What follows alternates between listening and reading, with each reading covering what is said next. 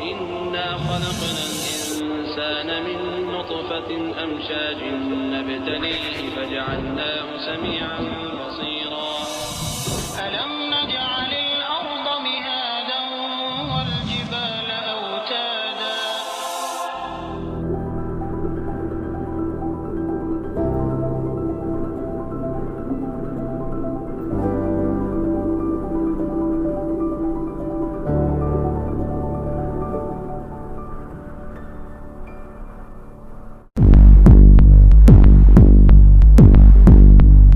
It was in 1925, a very famous scientist.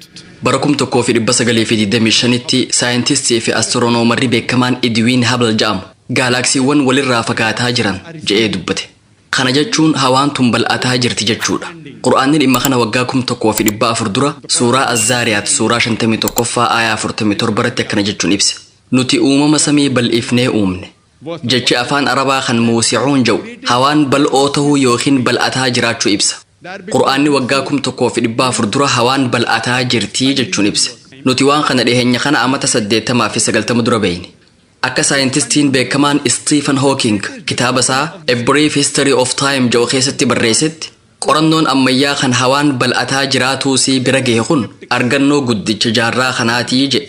Kun garuu Qur'aana keessatti waggaa 1400 dura ibsame. Namoonni musliman tahin khawaan kana shakkan ummanni Arabaa gama astiroonomiitiin ummata beekumsa jabaa goonfate waan ta'eef Qur'aanni waa'ee astiroonomii haala kanaan dubbachuun isaa waan nama dinqisiisuu miti jechuu danda'an. An dubbii isaanii tan ummanni Arabaa gama astiroonomiitiin ummata beekumsa jabaa qabu jettuun walii gala. Garuu wantiin isaa yaadachiisuu barbaadu ummanni Arabaa gama astiroonomiitiin beekumsa jabaa kan qabaachuu danda'e eega Qur'aanni bu'ee jaarraa tokko ol dabreen booda. Kanaafuu ummanni Arabaa waa'ee astiroonomii Qur'aana irraa baratan malee Qur'aanni isaanirraa hin baran. Qur'aana keessa dhimmoota astiroonomii hedduu kan ummanni Arabaa hin dubbatinii fi nu ammoo dhiheenya kana bira geenye hedduutu jira. Gama fiiziksiitiin jaarraa hedduu dura tiyoorii atoomizim jedhamutu jira. Tiyooriin kun ummata Giriikiin keessattuu warra Dimokiraat jedhamaniin bu'uureeffame. Ummanni kun waggaa 2300 dura dachii tanarra jiraataa turan. Akka tiyoorii atoomizimii kanatti atamiin wantoota dachii tanarra jiran keessaa isarra xiqqaadha. Ummanni Arabaatis dhimma kana ni beekan. Jechi afaan Arabaa kan atamii ibsuudhaaf tajaajilu isa zarraax jedhu kana. Ummanni Arabaatis wanni irra xiqqaan atamii gadii hin jiru yaada jedhu amanaa turan. Qur'aanni waa'ee atamii irraa ni dubbata. Arraan tana gama fiiziksiitiin eega saayinsiin sadarkaa guddaarra gaheen booda atamiin waan xiqqaa dachii tanarra jiru kan amala elementoota hundaa qabatuu danda'uu fi kan qoodamuu danda'u ta'uusaa bira gahamee jira. Kana jechuun Qur'aanni wanni dubbate sirrii miti jechuudha. Qur'aanni suuraa 7 suuraa 34ffaa aayaa 3 irratti fi suuraa Yunus suuraa 10ffaa aayaa 61 irratti yaada kan akkanatti ibse. Warri kafare qiyaamaan nutti hin dhuftuu je'i rabbii kiyyaan isiniif kakadhee qiyaamaan isinitti dhufti. Rabbiin khawaan namarraa fagoo hunda beeku. Rabbiirraa wanni takkalleen hin dhokattu. Wanni haga mizaanaa xiqqolleen yookiin zarraa samii fi dachii keessatti wanni sanii gadilleen wanni sanirra guddoolleen tan kitaaba wanni hundi keessatti katabame keessa jirtu maleen taane. Kanaafuu Qur'aanni waan dhokataa ni beeka. Waa'ee atamiitis ni beeka. Kitaaba isaa keessatti wanni atamii gadii fi oliitiis akka jirtu ibsee jira. Qur'aanni waggaa 1400 dura wantoonni atamii gadii akka jiran ibse. Waan kana saayinsiin dhiheenya kana bira gahe. Gama haayidrooloojiitiin waa'ee marsaa bishaanii mana barumsaatti barannee jirra. Waa'een marsaa bishaanii yeroo duraatiif bara 1590tti nama saha Bernaard Paalis jedhamuun ibsame. Akka mana barumsaatti barannetti bishaan garbarraa hurka. Itti aansuun duumessa ta'a. Duumessi kun gara bakka barbaadamuu deema. Ol ka'ee wal hacuuca. Sanbooda roobni rooba. Itti aansee gara garbaa seena. Haala kanaan marsaan bishaanii xumurama. Bara durii dhaloota Ciisaa dura jaarraa 7ffaa keessa namni Giriik kan maqaa Thaalis Oomoliisos jedhamuun beekamu hurkaa garbarraa bahuutu qilleensaan butamee eega baheen booda roobaa jedhe. Uummanni roobni akkamitti akka bu'uun beeku ture. Jaarraa 7ffaa dhaloota Ciisaa dura Thaalis Oomoliisos hurkaa garbarraa bahuutu qilleensaan butamee eega baheen booda roobaa jedhee dubbate. Uummanni bishaan lafa jalaa eessaa akka dhufuun beeku. Bara Pilaatoon faan jiranittis uummanni yaada roobni eega roobeen booda bishaan kun booyii qulqulluun gara garbaa Astaataras jedhamuus seena jedhu amanaa turan. Uummanni bishaan lafa jalaa kun eessaa akka dhufu waan hin beeyneef yaada qilleensi bishaan gadhiibee lafa jala seensisa jedhutti amanaa turan. yaanni kun hanga jaarraa 17ffaattis itti amanamaa ture.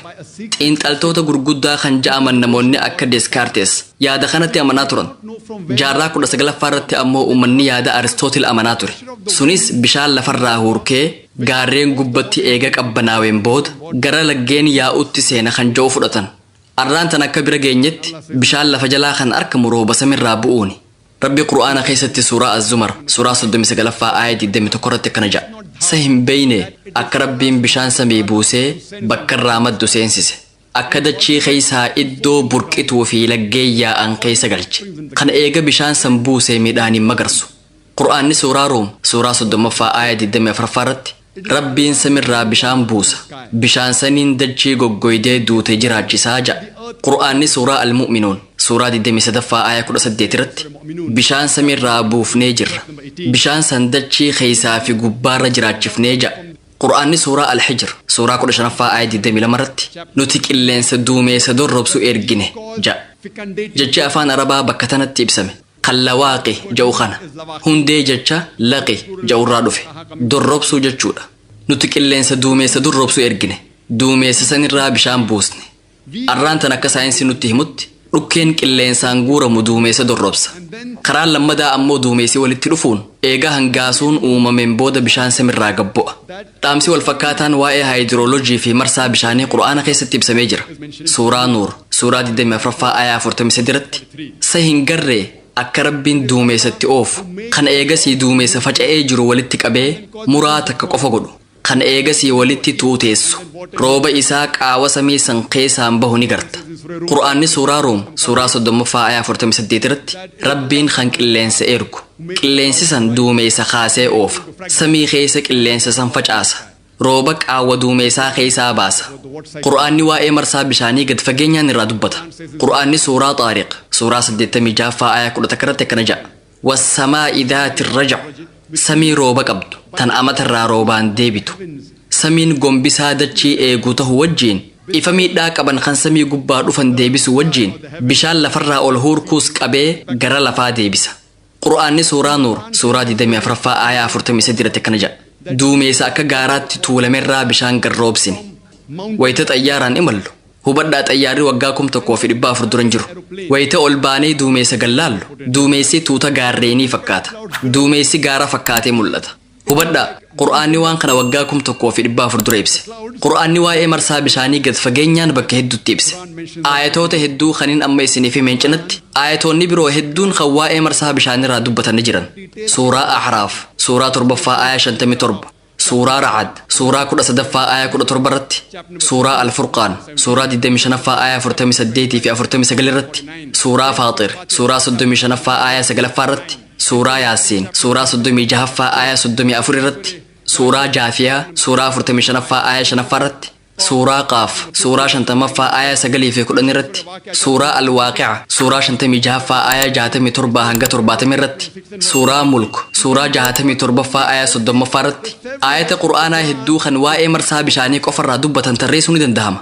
Waa'ee haayidiroolojii fi marsaa bishaanii kan Qur'aana keessatti ibsame irratti haasawa dheeraa haasa'uu ni dandeessa. In the field of geology, and the geologists today they tell us